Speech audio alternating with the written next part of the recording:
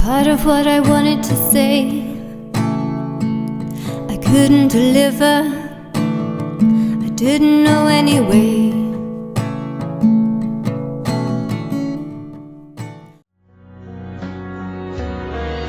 Such a bittersweet taste, such a perfect waste. Oh, hiding in the back of my conscious state. We stand on the precipice of history. Our teams have been working with some of the country's top scientists. We need proper assurances about these nanocells, Dr. Tennant. Why should we continue to bankroll someone so young? All I can ask is that you trust me. Hello, I'm Sophia Jessica, and welcome to the Fan Carpet. Paul, it's wonderful to have you here. First off, if we go back to the beginning, what was there a defining moment for you to get into the film industry? Well, I've been very, very fortunate and privileged enough to have sort of been born into it. My father, Paul Raschid, was a cinema operator when I was growing up as a young kid, and then he became an independent film producer sort of around the early 2000s. So I've kind of grown up on his film sets and shadowing him and, you know, just kind of learning about the industry, you know, hands-on in a way and behind the scenes, being able to sort of see and really get stuck in and shadow him and kind of just work out from there what I really wanted to do. And eventually, you know, once I finished university, I decided it was kind of writing and directing it was first writing. Writing was the direction I really wanted to go in at the beginning. So I kind of just got into business with him and wrote scripts that he would then go on to produce. So we were kind of a double team in that sense. And then I guess the natural progression from there was to direct. So my first film, Winstoke House, which I wrote and directed, that he produced, we made that in 2015. Then White Chamber we shot in 2017. And then, yeah, so that was kind of my way into the film industry. It was I'm very, very fortunate and lucky, and I don't take it for granted, for sure. That's wonderful. I think, if I remember rightly, didn't White Chamber get a release at Fright Fest? Yes, yeah. It had its London. The UK premiere was at Edinburgh, but it had its London premiere at Fright Fest. Yeah, so it was at Fright Fest, and it's on Netflix at the moment. So brilliant. Okay, brilliant. Obviously, we're talking today about the complex, and it's quite a unique premise. And it gets to release next week on PC, PS4, Xbox One, and Nintendo Switch. How did you get involved in this unique, I suppose, choose your own adventure type storytelling? Well, it's just kind of one of those things. I think off the back of sort of White Chamber, obviously sort of traveled the world a bit in 2018 and played at a few festivals, and obviously then released on Netflix, and Shauna McDonald won the Scottish BAFTA. So it was kind of, that was I'm very thankful that sort of put me on the radar of a few different producers, and one of them being John Giwa-Amu, who of Red and Black Films, who made The Machine and Don't Knock Twice, amongst other things, which are films that I really, really, really liked when I first saw them. So John was a producer who was always on my radar, and someone who I always really liked, and, you know, I liked the way he made films, and I always saw that he was doing the things in a way that kind of aligned with the way I like doing things, and we had similar tastes and stuff. So he basically saw White Chamber and saw that, you know, he liked something in what I was doing there, and then he sort of said, look, I've got this project, The Complex, and I think I'd really like you to pitch for it, because I think you'd be able to bring something really unique to it. And then I pitched to him and the other producer, Jade Alexander, and thankfully they both really liked, you know, what I had, my vision and what I had to say, and I got on board with them, and they've just been so, you know, so supportive, and it's such a privilege to be able to work with both of them. And I'm really grateful that they, you know, were able to believe in me and give me this great opportunity to work in something that, you know, it's a format that I really believe in and that I really like. I mean, I am, you know, I do like games. I wouldn't say I know there are different sort of, you know, to say you're a gamer is quite a big thing to say at the moment, because it's such a huge industry. But I have always been a fan of games and very much a casual gamer. So it was something that, you know, I really, really was interested to a new string to add to my bow, so to speak. So yeah, that's kind of how I got involved in it, really. Awesome. Yeah, John is an incredible producer. Him and his production partner, they make incredible stuff. I've had the honor and privilege of speaking to John on a number of occasions. I think the last time was for The Machine, or it might have been for Don't Knock Twice. Twice was after The Machine, so I think it might. I think Don't Knock Twice was probably the last time that I spoke to him. Yeah. He's incredible. He's got a very good eye for when it comes to talent and just what you make. And I actually got the chance to speak to Katie Sackhoff as well, which cool. As a sci-fi fan, that's an amazing thing to be able to do, because she's obviously it's Katie Sackhoff. Yeah, absolutely. And was it Craddock? It was the that's right, yeah. With them. Yeah, I met Craddock about, I think, last month actually, or a couple of months ago, up in Wales, and he's awesome as well.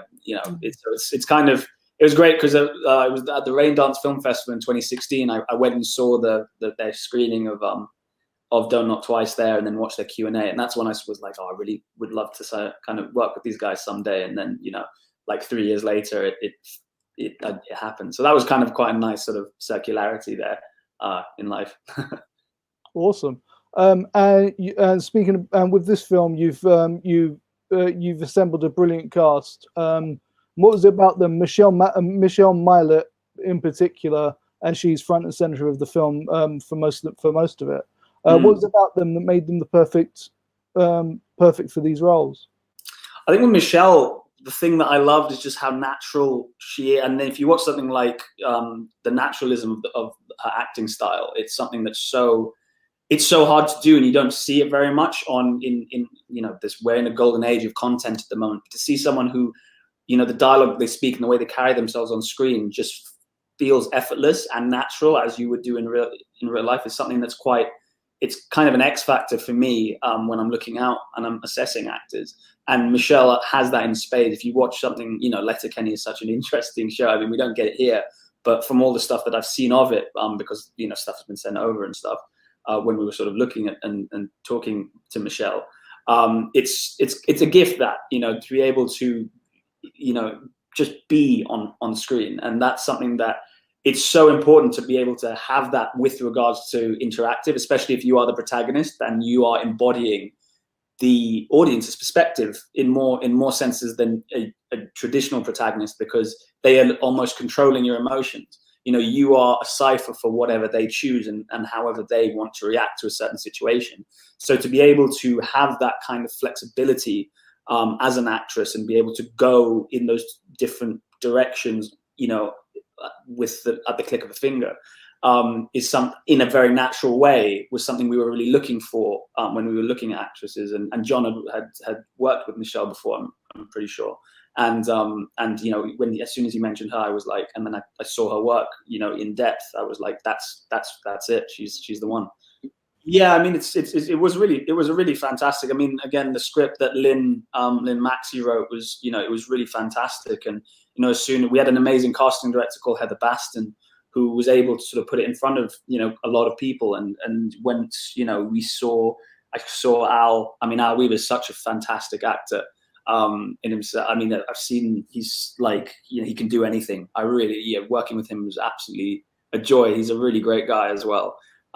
So what he was able to do with the character of Reese, is what he could elevate what was on the page to a whole different level and add a kind of, a dimension to it that, you're always hoping an actor can bring, that you may have not envisaged when you first read the part. So that was fantastic. But I think it was just because Heather, really, really worked so hard at getting in front of different people and getting in front of interesting actors, and they responded to the script in such a way, just like Kate did. Kate was someone, again, I've wanted to work with for such a long time. I met her very briefly. I don't think she ever remembers it, at the Edinburgh Film Festival in 2018, when White Chamber played there. Sean introduced me to her, and I kind of fanboyed out a little bit. But then again, to 2 years or a year later, for that to kind of come around and to work with Kate herself was just fantastic as well. And Kim Addis, who's doing great things at the moment. She's just had the show Get Even play on iPlayer, and she was in The Turning as well, that came out in January. She's a really, really exciting young actress who's coming through the ranks really, really quickly. So to get her in a really important role, her performance is really quite astonishing in this as Claire. And Rachel Petladwala was an actress that I've worked with a couple of times before, or once before, on Unhallowed Ground, which was the first film that I wrote that got produced. She's just such a, really, really great natural actress as well. So yeah, it was just kind of a lot of people, a really great team, a casting director, a really great script. And, once you can get that in front of actors and once they respond to it, you kind of just, it's a meeting of the minds really. So it was a really fun and interesting casting process. Cool. Yeah. And yeah, Get Even. I binge watched that over 2 nights. Oh, really? Yeah. Kim would be really happy to know that. And yeah, she definitely stands out. Yeah. She's got a bright future ahead of her. Yeah. She's awesome. Yeah, definitely. All right. So you're obviously a writer and a director, but are there any other aspects of the film industry that you want to get into? I mean, the first thing that I was really interested in was actually as an actor, really early on in my career. But I mean, that's kind of taken a back seat since the sort of writing and directing has kind of pulled ahead of that, so to speak. So at the moment, I've got my hands full with writing and directing. I mean, it's very lucky that I get to do both of them because, some people will go their whole careers only be able to do one or the other. So again, I'm very, very lucky and privileged to be in the position where I'm able to write and direct. And have had, a couple of films under my belt that I've written and directed. So, I mean, I don't want to bite off more than I can chew. I just want to, focus my creative energies into those two crafts and just try and become better and better and better with each film. So at the moment, no, but never say never. Right. Okay, cool. Obviously this is sci-fi thriller. Is that the genre that you want to play in, or do you have a preferred genre? I wouldn't say I have a preferred genre, really. I mean, I know it's kind of the sitting on the fence answer to say that I like everything, but I generally am a fan of most things. It's just kind of where my career has kind of unfolded at the moment, really, that I'm in genre films, and it's what I love. It is one of my favorite genres, horror, thriller, sci-fi. Is something that I've always really loved, aesthetically, thematically. It's always appealed to me and my sensibilities. So it's kind of, I'm really happy in the place I am. And, if more people want to hire me in this space and they like what I have to say, then, I have a lot to say. I'm totally happy, but I would love to, diversify. I'd love to do a bit of TV. But at the moment, definitely within the interactive format, I'd love to spend a good couple of years, because I really do believe it has a future and it has an audience, which I hope we will find out on Tuesday when the complex releases. But for now, I'm really happy in the space that I'm in, but I'd love to explore all sorts of different genres. I'd love to delve into drama. I'd love to delve into comedy. I'd love to delve into, romance, because I do have my own sort of ideas on all these things, my own, vision and things that interest me and that I'd love to express in some way. So yeah, never say never. There's a lot of years ahead. So let's hope Absolutely. I can. Absolutely. You've worked with a great crop of talent. I mean, you named a few just in this conversation alone. Do you have a wish list of who you'd like to work with next? Oh, I mean, it's an interesting one. I mean, there are actors that I love, there are actors that I admire. I mean, off the top of my head, I always just say Jake Gyllenhaal's an actor whose work that I always love. I mean, when you're talking A-listers. But the other thing that's exciting about the process, especially in independent films, is just being able to discover new relationships and discover new actors, or just see what happens, see how it falls. Because again, with the complex, it was kind of like I didn't go in with a wish list cast, really. I kind of went in, and because I always look at direction as a collaboration. And I think I always give this example that if you analyze etymologically, if you look at the two words dictator and director, a dictator is someone who dictates and tells people what to do. A director is someone who is there to direct people and funnel people in a certain direction, but you never are too kind of didactic about it.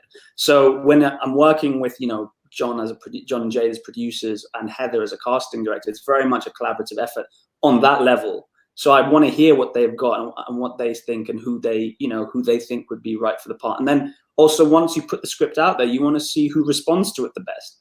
I would rather have, I'd rather it an actor who responds to it 100% and brings something really interesting to it than maybe a Jake Gyllenhaal or someone like that who's maybe only a certain, not as invested in it, or I mean, not that he'd ever do something that he wouldn't be as invested in, but if you see what I'm saying, you know, you just never know. There's so much talent out there, and there's so many great actors and stuff like that. You just never know who is actually the right person for the role, or could bring something that you never imagined before. So that's why I like to be really open-minded about approaching casts and stuff like that. I hope that answers the question. Absolutely, it does. That's a great answer. All right, so with the emergence of streaming services, I mean, they're becoming more and more like the go-to place these days. So with their boom, what do you think the future of cinema is? Well, it is a really interesting time now, especially with cinemas totally closed down. You know, those streaming platforms and everything, and you know, gaming platforms are coming front and center at the moment of the way we consume content. I think there's space for everything still. I think we're in a really good place. Maybe obviously the financial, you know, models are all something that's totally, you know, that's something that's totally out of my remit, and I know that those are always things that need to be bared in mind for people. But you know, I think there's space for all sorts of different platforms. You know, there is a place for cinema. There is a market for cinema. There always will be. You know, there always will be people who want to go watch something on a big screen. And there will always be people who want to, you know, sit at home and, you know, on their sofa or in bed and watch and binge watch, you know, something like you just said you did with Get Even. Or there will always be people who want to play something on a console. You know, I think I went to a conference not so long ago where they described the difference between interactive and normal linear storytelling, film and TV content in a really interesting way. That they said that is a lean forward experience, whereas, you know, interactive is a lean forward experience, whereas traditional things are a lean back experience. And I think it's interesting that, you know, something like Bandersnatch proved on a really big mainstream level that sometimes people will feel like they want a lean forward experience, but then again, sometimes people will want a lean back experience. So I think having more and more options out there for people can only be a good thing. I don't think that any format or mode of you know, exhibition is ever going to die out, if that makes sense. Yeah, absolutely. Yeah, absolutely. Just before I let you go, what are you hoping audience will take away from the complex when it's released finally on Tuesday? I'm really looking forward to its release. Yeah, no, likewise. It's I'm literally so I'm itching for it to come out. I really want to see how, you know, people respond to it and stuff. I think the main takeaway for it, I think for me, what we wanted to really, along with Wales Interactive, have been so fantastic and are so, you know, well established in this field of filmmaking and game designing, is we wanted to put a real big emphasis on moral decisions that are moral quandaries, and make the audience question their morality and ethics and challenge them morally and ethically in certain ways. And you know, right off the bat, right at the start, I think the first couple of decisions you make in that are really right front and center, like, you know, really tough decisions to make. It's not, you know, anything trivial. I think we wanted to also put in a whole different element with regards to relationships.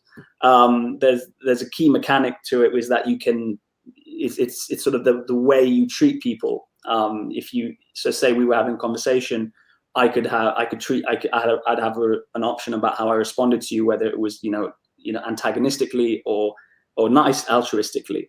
And then the game tracks our relationship thereafter, depending on how I treat you. And then later down the line, whether we have a good or a bad relationship, a negative or positive relationship status, would determine whether you help me or don't help me, or, you know, so on and so forth within the game.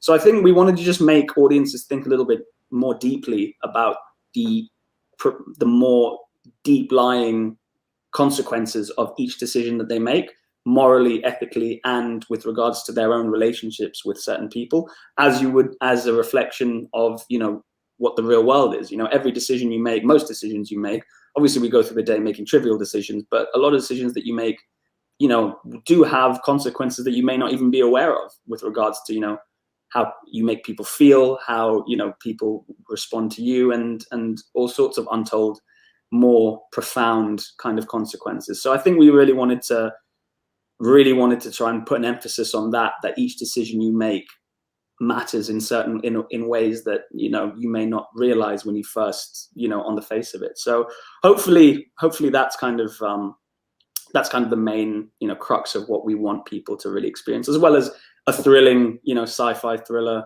that I hope will, you know, distract people and, you know, give them a form of escapism from the trying times that we're living through, the horrible times we're living through right now.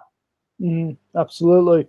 And just finally, this is the complex is quite unique, and I can't stress that enough, because it is really unique, because you're essentially building out your own storyline in a way.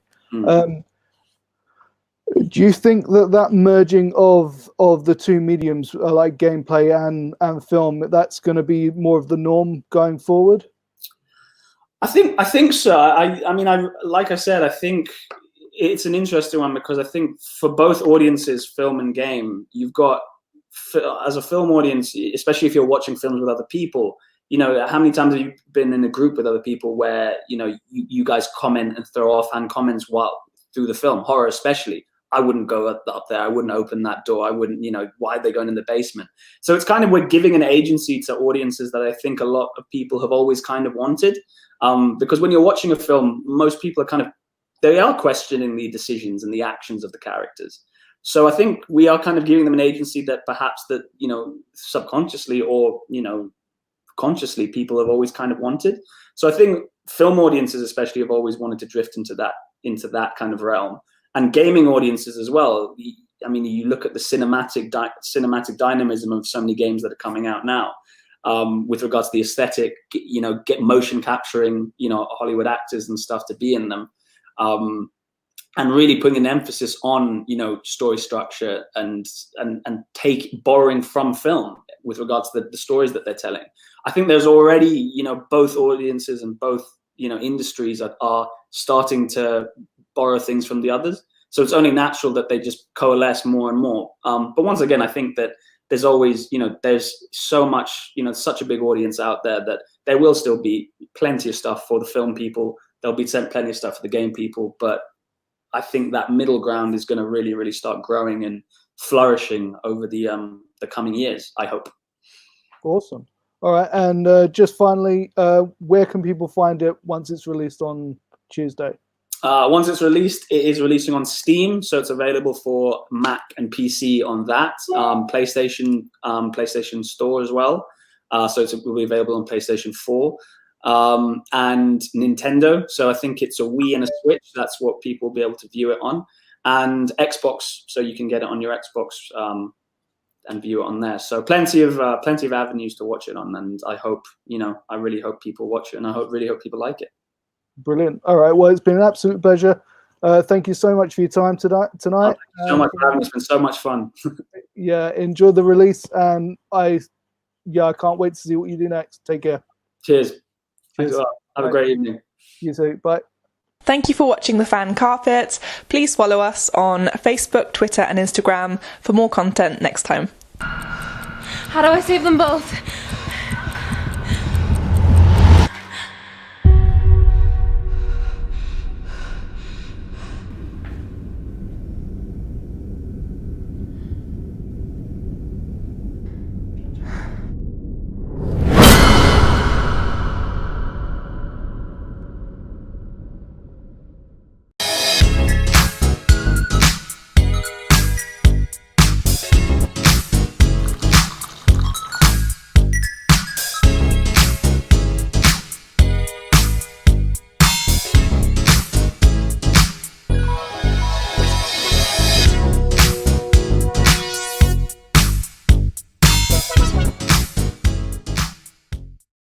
I'm here on the largest of the Balearic Islands, Mallorca, with the turquoise waters of the Mediterranean Sea, beautiful mountainous landscape, the thriving city of Palma, quaint little market towns, a growing number of luxury hotels.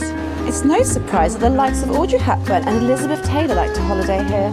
So come and join me as I take you round Mallorca.